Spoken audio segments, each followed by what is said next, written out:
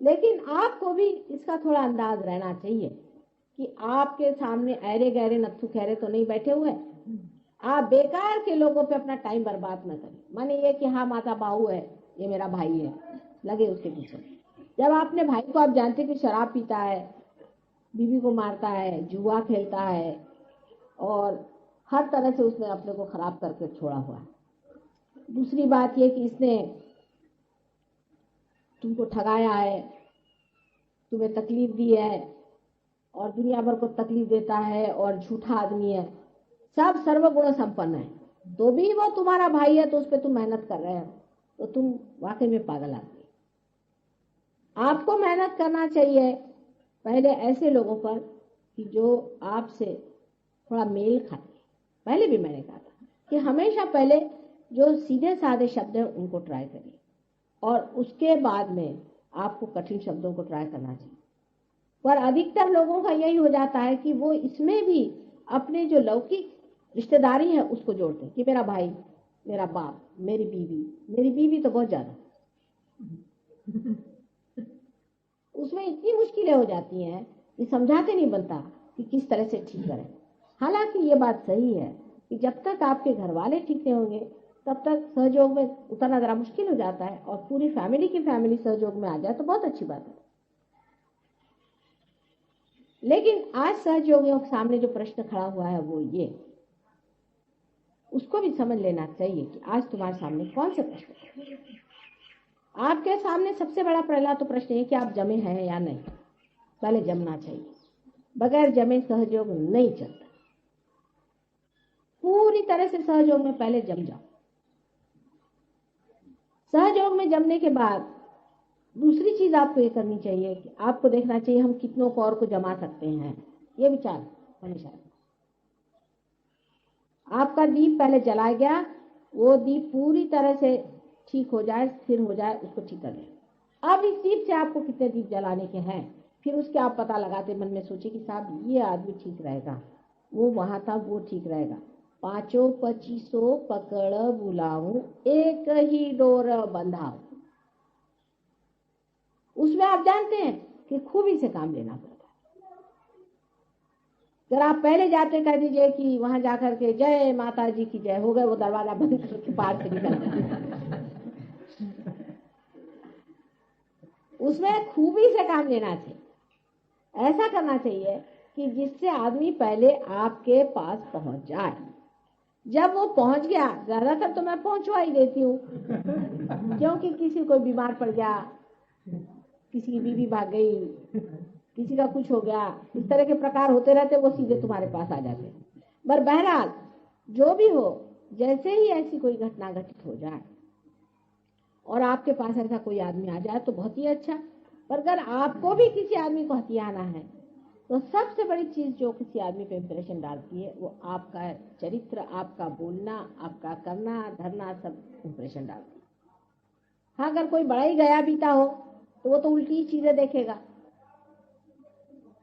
आप अगर कुंकू लगा के गएंगे तो कहे कुंकू लगा के आया, नहीं लगा के गए तो कहे लगा के नहीं आया। ऐसे लोगों की बात मैं नहीं कर रही जो कि बिल्कुल बेकार है, और ये लोग कभी पार होने भी नहीं वाले। बहुत मुश्किल है इन लोगों का पार कराना, वो चाहे कोई भी हो, चाहे वो अपने को बहुत बड़े आदमी समझे, छोटे आदमी समझे, ये लोग पार होने ही नहीं वाले। तो उनसे तो झगड़ा लेने की कोई बात नहीं। पर जो सर्वसाधारण आप सोचते हैं कि जो आदमी इसमें आ सकता है, उससे जब आपको पेश आना है या उससे जब बातचीत करनी है, उससे कोई भी संबंध करना है, तो उस वक्त आप बड़े खूबी से उसको पकड़ें। पहली सबसे बड़ी चीज है कि आपका इंप्रेशन उस पर कैसा है। इस पर भी निर्भर रहेगा कि वो आदमी किस लेवल का है। जो आदमी किसी लेवल का होगा वो आपको देखते ही फरक जाएगा कि ये आदमी कोई ऊंची किस्म की चीज है। लेकिन अगर वो उस लेवल का नहीं होगा तो आपको पहचान पाएगा। वो तो आपका शर्ट देखेगा, पैंट देखेगा, कोट देखेगा, ये देखेगा, वो देखेगा। पर अगर वो जरा भी लेवल का होगा, मैं मेहतानी की बात बताऊं, हमारे नागपुर के एक साहब थे, वो उनके घर में सब वो राधा स्वामी के शिष्य हैं, वो अकेला ही उनसे सबसे लड़ते रहता था। कहता था कि तुम लोगों में तो कोई अंतर ही नहीं आया, तुम क्या कर रहे हो इस गुरु को लेकर के, ना उस आदमी में कोई विशेषता मैं पाता। लेकिन जब उन्होंने मेहतानी को मिले तो वो कहने लगे कि इनको देख के मैं समझ गया कि एक तो ये आदमी भी कुछ अलग है और दूसरे ये बोलते भी बड़े कॉन्फिडेंस से, तो इन्होंने कुछ पाया जरूर है, बगैर पाए आदमी ये पाए हुए आदमी। तो मैंने फौरन अपने घर वालों से कहा कि नहीं भाई, तुम लोग सब बकते हो, इनके जो गुरु असली, क्योंकि इन्होंने पाया हुआ। अगर आप लोगों ने पाया हुआ है तो आपके बिहेवियर से, आपके बातचीत से, आपके उठने बैठने के ढंग से, हर एक चीज को लगना चाहिए, आपके कॉन्फिडेंस की वजह से भी लगना चाहिए कि इन्होंने पाया हुआ। अगर उनको लगने लग जाए कि आपने पाया हुआ है तो धीरे धीरे वो भी इस बात को पूछेंगे कि आपने कैसे पाया, कहाँ से पाया, किस तरह से आप इतने शांत रहते हैं, किस तरह से आपका स्वभाव इतना मीठा हो गया। और ये जब तक आपके अंदर ट्रांसफॉर्मेशन नहीं आ जाता है, जब तक आपके अंदर ये मिठास और ये आपके अंदर बड़प्पन और ये सौंदर्य आपके अंदर नहीं चमकता है, तब तक आप किसी को इम्प्रेस नहीं कर पाते। अर्थात मैं उन लोगों की बात नहीं कर रही हूँ जो छिछले हैं या जो सुपरफिशियल लोग, पर साधारण सर्वसाधारण लोग इस चीज को पहचान लेते हैं कि ये आदमी में ईश्वरीय तत्व है। तो सबसे पहले आपको जमना पड़ेगा, फिर ऐसे लोगों को पकड़ना पड़ेगा। उनकी पहचान ये है कि वो आपके तौर और तरीके से प्रभावित हो जाए। अब जैसे बहुत से गुरु लोग हाथ में चिमटा लेकर बैठते हैं, अधिकतर जो असल वाले होते हैं, वो आया उसको 4 चिमटे मार देते हैं, तो भी वो चिपका रहा, उसको बोलते जा बैठ, उसको बैठा दे। अब वो दशा तो है नहीं, आप अगर गुरु हैं तो आपको तो अब लोगों को फंसाना है। जैसे क्राइस्ट ने कहा था कि आओ मैं तुमको सिखाऊंगा किस तरह से इंसान को पकड़ा जाए और तुम मछली पकड़ना छोड़। उसी प्रकार अब आप लोग सीखिए कि किस तरह से इंसान को पकड़ना चाहिए और इस भवसागर से बचाना चाहिए। यही हमारे सामने सबसे बड़ा आज प्रश्न है। यह सबसे बड़ा प्रश्न सहयोगियों के सामने है कि किस प्रकार आपको और लोगों को बचाना चाहिए, और वो हर हालत में होना ही पड़ेगा, जितना भी हो सकता है। उसके लिए जो जो मेहनत करनी पड़े, जो जो आपसे उठानी पड़े, वो हमको करनी पड़ेगी और हम लोगों को बचाना पड़ेगा और बहुत से लोगों को हमको सहयोग में उतारना पड़ेगा। यही आज हमारे सामने प्रश्न है और इसी को करना चाहिए। ये नहीं कि हमारे भाई की नौकरी नहीं लगती, हमारा फलाना काम नहीं होता, ये सब नहीं है। आज सबसे बड़ा काम यह है कि आप किनारे पे खड़े हैं और उन लोगों की ओर देखिए जो डूब रहे हैं और उनको बचाने की कोशिश करें। ये सबसे बड़ा प्रश्न हमारे सामने है। अगर इस प्रश्न को हम हल नहीं कर सकते तो हमारा पाना भी बेकार हो गया और सभी बेकार हो गया।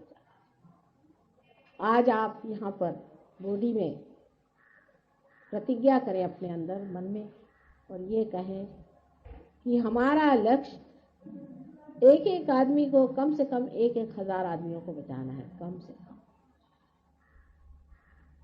पूरी मेहनत करके कितने लोगों को आप बचा सकते हैं, उसके लिए कभी कभी आपको बहुत झुकना भी पड़ेगा, बहुत सी परेशानी भी उठानी पड़ेगी, बहुत सी तकलीफ भी उठानी पड़ेगी, लेकिन सब चीज को आप अपने सामने रख के संयत भाव से, बहुत सूझबूझ से और लोगों को बचाने का प्रयत्न करना है। इसमें चिड़चिड़ाना, गुस्सा होना, नाराज होना, अपने पर भी झुंझलाना, दूसरों पर झुंझलाना, कोई भी चीज में ऐसा सोच लेना हमने बहुत कर लिया या ऐसा सोचना कि हम कुछ नहीं कर पाते, दोनों चीजें की। या दूसरों पे रोब झाड़ना, उनको डांटना, फटकारना या दूसरों से डरना, ये सब चीजें छोड़ करके बड़े संयत भाव से और कॉन्फिडेंस के साथ आपको ये कार्य करना चाहिए कि किस तरह हम ज्यादा से ज्यादा लोगों को बचा सकते। अब जैसे एक राहुरी में हम गए, वहाँ ये कहा कि माता जी के पैर पे मत आओ, क्योंकि मेरे पैर एकदम सूज करके एकदम वो हो गए थे। तो कहा कि अब माता जी के पैर पे नहीं आने का है। क्या सबको बुरा लग गया? चलो मैंने कहा भैया आओ, अभी क्या है, थोड़े और सूज जाएंगे, उतार लेंगे। क्योंकि उस बात पर लोगों को नाराज करके कैसे हो। उसमें भी प्रेम ही था उनका, लेकिन उस प्रेम में भी अगर वो समझे कि इससे माँ को तकलीफ होती तो नहीं करो भाई, पर चलो कोई बात नहीं। किसी तरह से भी मान जाएं और इसको पालें, एक बड़े होकर के, एक बड़े के नाते, एक ऊंचे स्थान पे बैठे हुए आदमी समझ करके, और ये कार्य को करना चाहिए। ये बड़ी समझदारी की, सूझबूझ की और प्रगल्भता की बात है।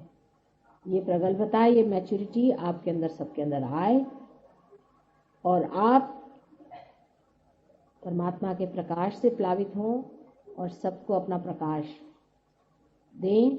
ये ऐसा मैं आपको आशीर्वाद